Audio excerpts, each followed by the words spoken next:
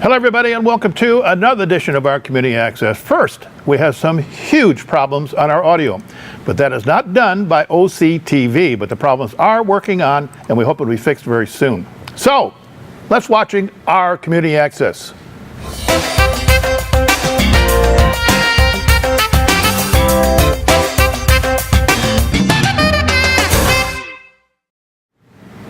Welcome back. Paul Barr, who is the host of Rise and Shine Yoga on our station, went to Kilimanjaro and gave some charity for Canine Companion Rescue Center. With the story is our reporter, Terry Stiles. Terry?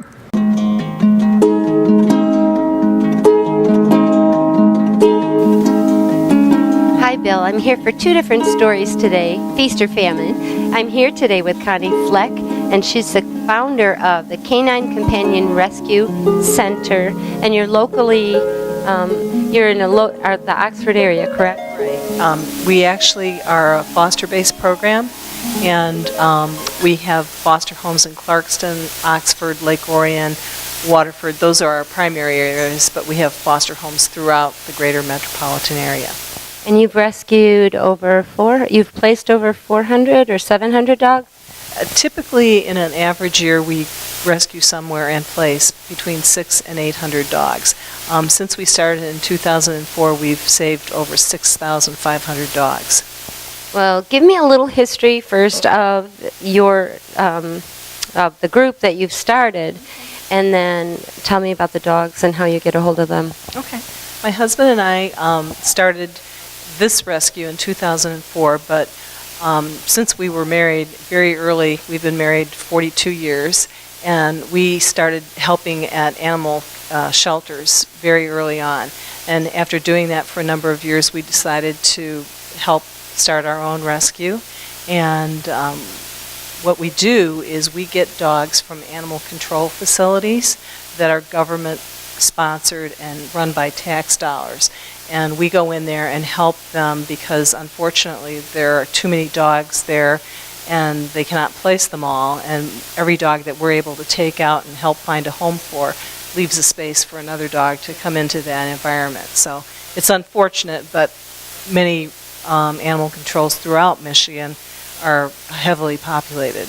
And we take dogs from all over Michigan, from animal controls throughout the state. So do you actually just get in your car and go to building by building, really? We have relationships because we've been doing this for more than 11 years, but we have relationships with a lot of animal controls in the area, and they contact us and say, we need help, we're full, can you come get some dogs?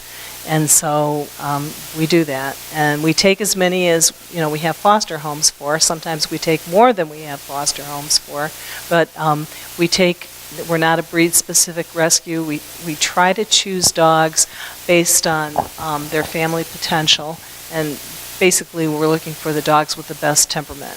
So we really don't care what breed mix they are.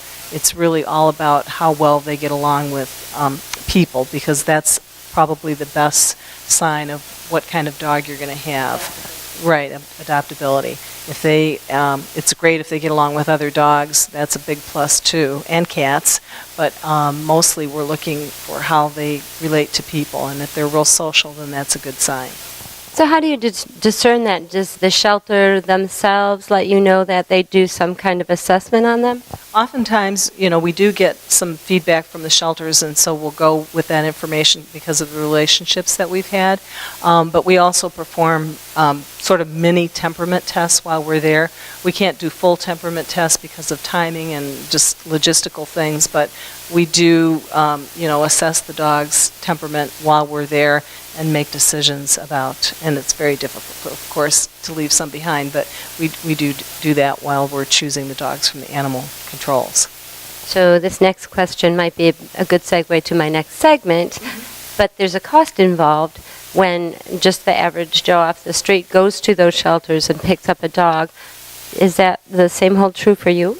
Yes, it is. We do charge an adoption fee, and we do that because we spay and neuter every dog before it goes out.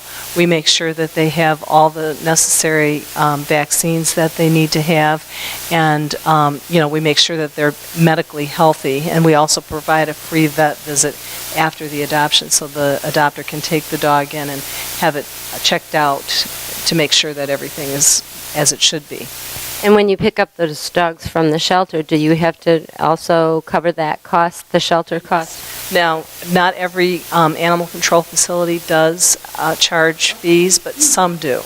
And so we pay for dogs sometimes. People have a mistaken impression, I think, that rescues just walk in and walk out with dogs. But we oftentimes have to pay fees to get them out. So if people want to maybe donate to your cause or get a hold of you, especially since you're not breed specific, how do they do that? They can either call our telephone number, which is 248-834-9419, or they can go to our website, which is ccrcdogs.com, and that stands for Canine Companions Rescue Center, dogs, plural.com, and those are two good ways to get in touch with us. So if you're looking for a dog out there, don't go to the pet stores. At least try to contact Connie. I just was out of state this weekend, and one of their counties in the state that I was in Georgia, just banned pet stores, selling pets from pet stores, so that people will now adopt. So hopefully that happens around here and you get some calls. It is happening in Michigan, so that's a very good thing. It is a good sign. Thanks for talking with us. Hopefully this will help. We'll promote finding homes for the babies. We'll look at Sophie later. She's darling, and I'm sure you have many more like her. Yes, we do. Lots of great dogs out there. Look at your local animal shelter or rescue group. Please adopt and don't shop. La la la la hey yo, la la la la hey yo, la la la la hey hey la la, la la la la hey yo. La, la, la, la, hey. Bill, I know you'll recognize this face. This is Paul Barr, and he's the host of one of our exercise shows, and that's not why we're here. I'm here today because Paul is a dog lover, but even more than that, I want to hear about your adventures. Paul raised money this summer for the Canine Companion Rescue Center, and I want you to tell us how you did that. Well, I went to Africa and attempted to climb Mount Kilimanjaro, which is called one of the 7 summits, and that's about 19,000 feet. And while I was planning the trip, I was like, maybe I should do something for some charity.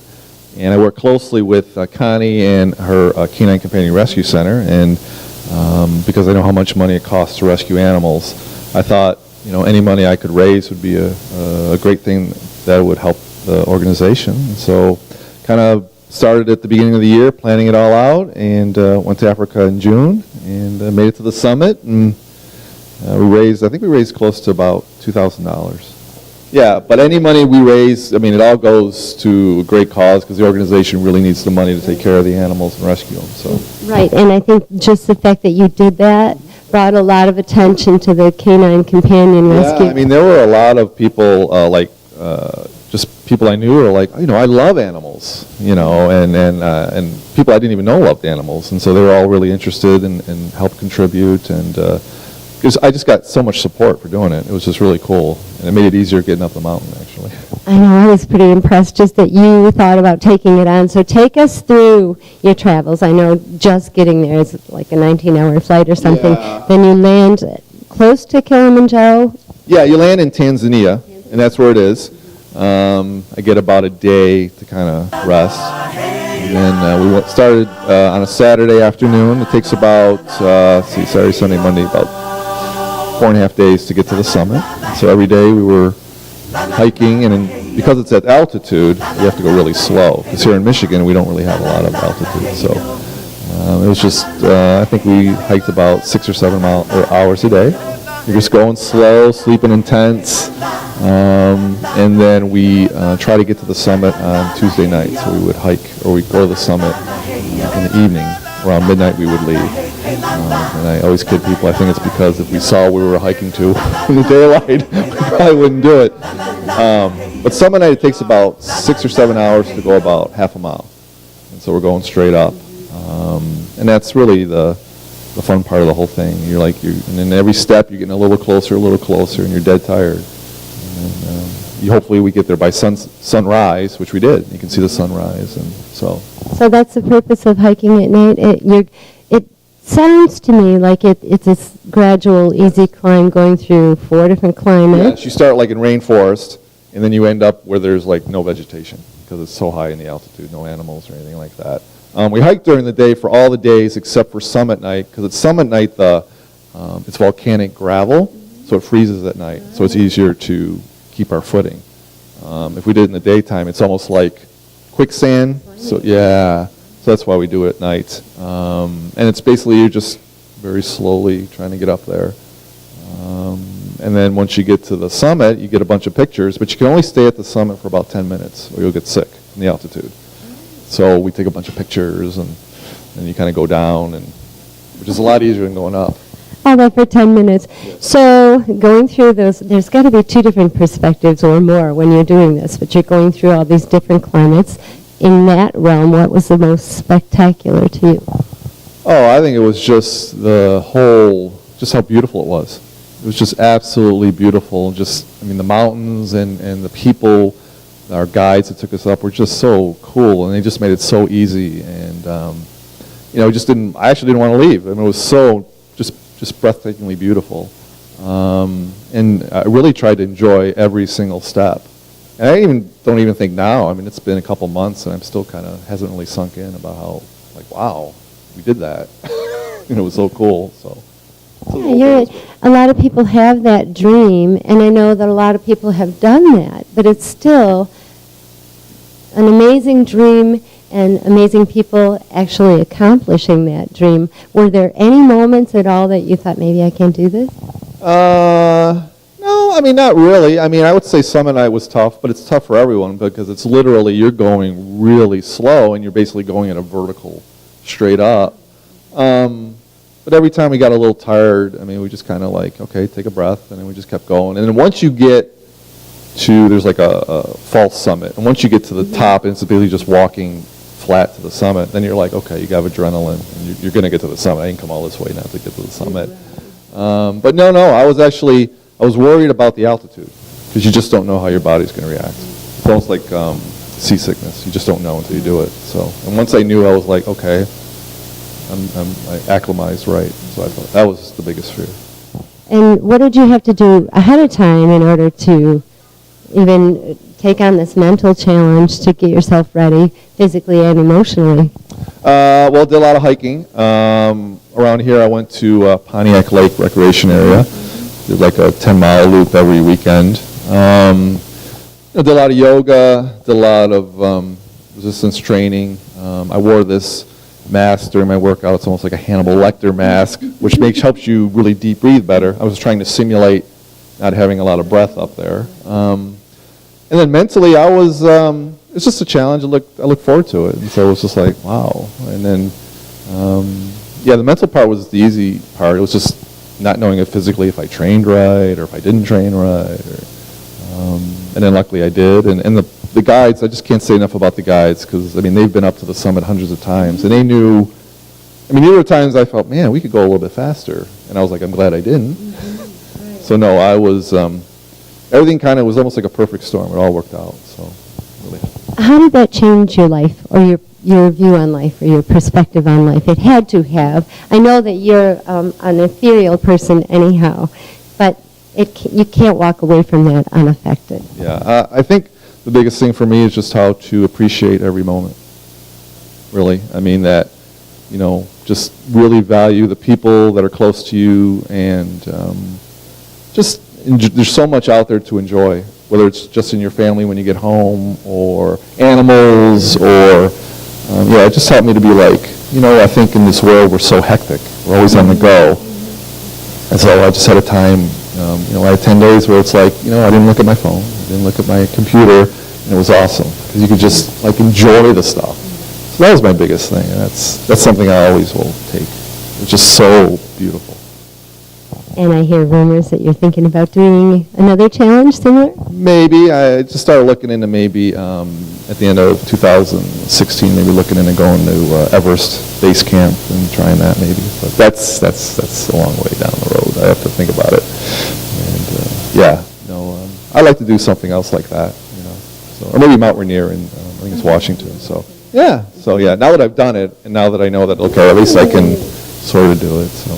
It kind of helps to do it for something or someone else to give you that kickstart. Just thinking about the animals and thinking about my own animals, just how much they've meant to me and mean to so many people that, because the animals, the dogs, the cats, they don't really have a voice. And so for me, this is just my way of thanking them, really. You kind of left me speechless on that one. Paul, thank you for talking with us. We're going to follow you in all of your travels, and I'll tell you what, use that as a challenge to get you to pay attention to those dogs. Contact Connie. Bill. Good job. Next up, we visit with Chuck Schneider, who's going to tell us about the 98 Gillespie Delphimate. Terry? Hi, Bill. I'm at 98 Gillespie. Most people in town know that's the property that the village owns right next to the DPW water tower. And I'm with Chuck Schneider, who, fill me in, are you the new owner or they've accepted your proposal to purchase this property?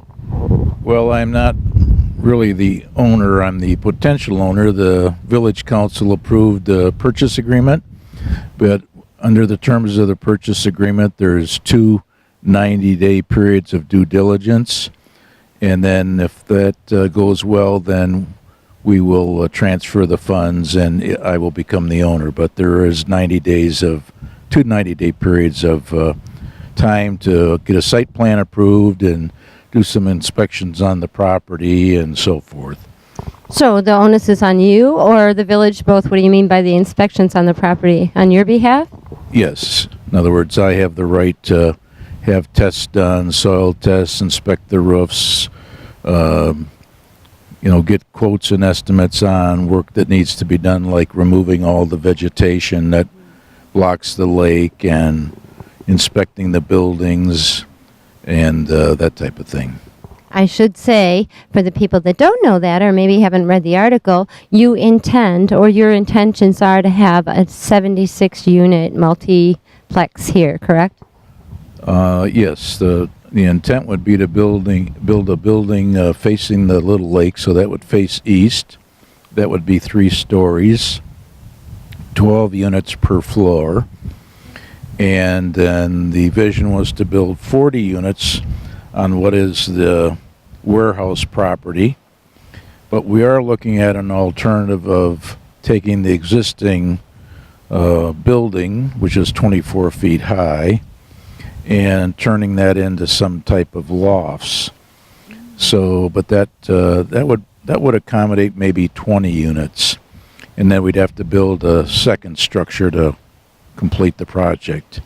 The intent is to build something that will appeal to single people as well as seniors, and seniors obviously like a single floor unit. Actually, I did talk to Helen Smith, the lady whose family owned this property, and she was quite adamant about the fact that it was not appropriate for seniors to be placed in properties where there was a lot of maintenance.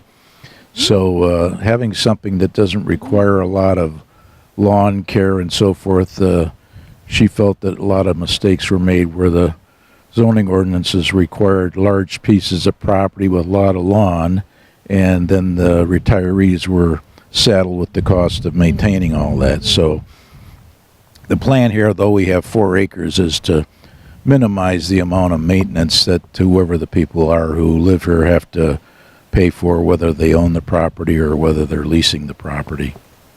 Well, you're no stranger to this community, and refurbishing buildings in this community, I have no doubt that it's going to look great when it's done. What kind of time frame are you looking at beyond the grace period?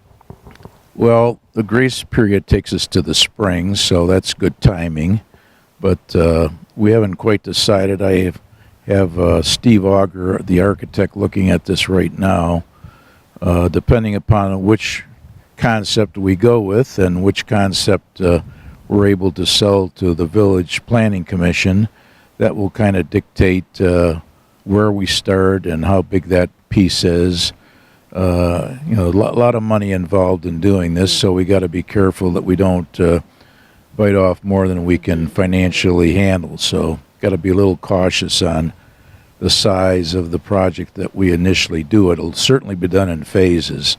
We won't build 80 units at once. We'll build maybe 15 or 20 and then another 15 or 20 and so forth. So it'll be a fairly long process, but you have to kind of match the product with the demand, and the demand is always changing.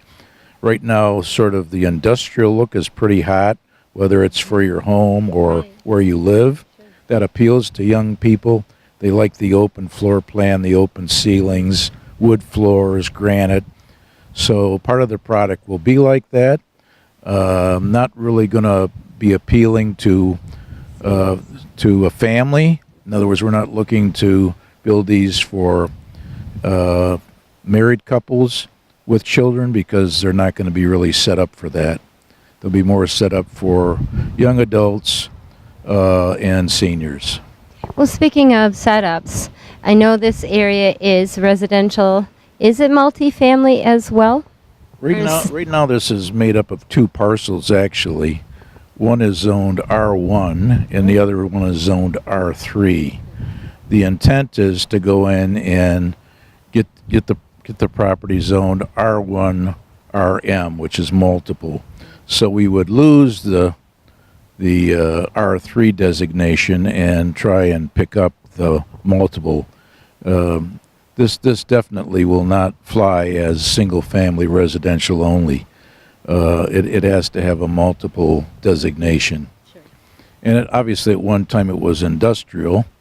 I don't know when they rezoned it to R1, R3, but that's not really what's going to happen here. It's not a big enough piece of property to put a lot of R1 on it. You got a good deal from the village. I was on council at the time, just after they purchased it, so I know what they paid, and it was a good amount of money from the community. Are you hoping that the taxes that will come in from this will offset for the village what they might have lost? Well, it certainly will. I mean, there's no I know what I pay in taxes right now. So on other properties that I own, and it won't take very long at all to recapture what they lost. I mean, it isn't that they did anything incorrectly. They bought the property for what it was valued based on an appraisal at the time. But, that was 2006, and this is 2015.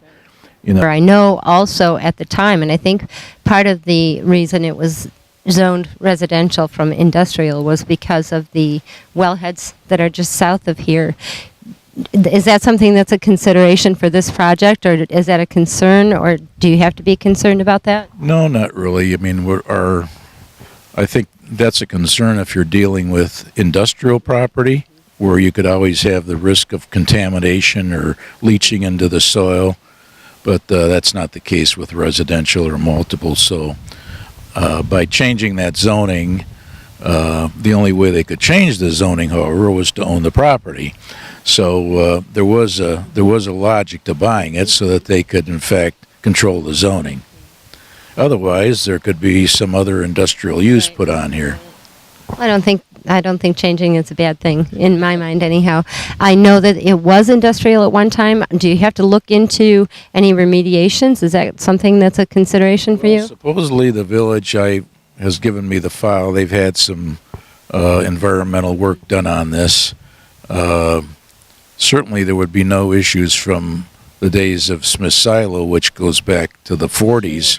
I actually sat down and talked to Helen Smith at quite length about the history of the family and why they came here. I mean, they actually came to this site because they wanted the ability to create the concrete on the site, and the gravel in this area, caused them to come to this site.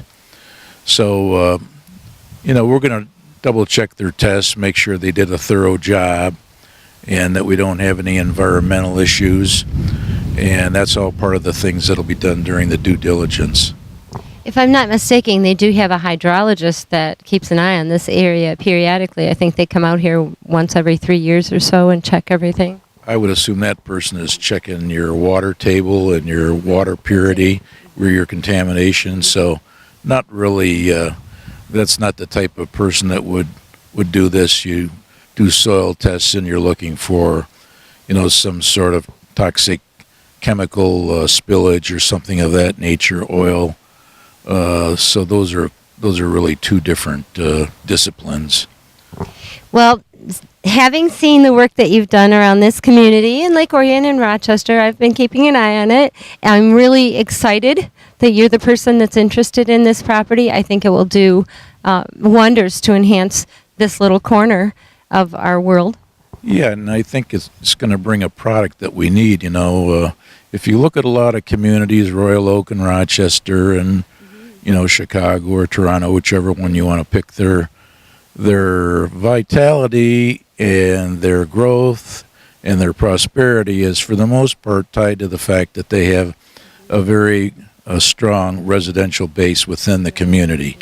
And we don't really have that, so that's something we have to build on.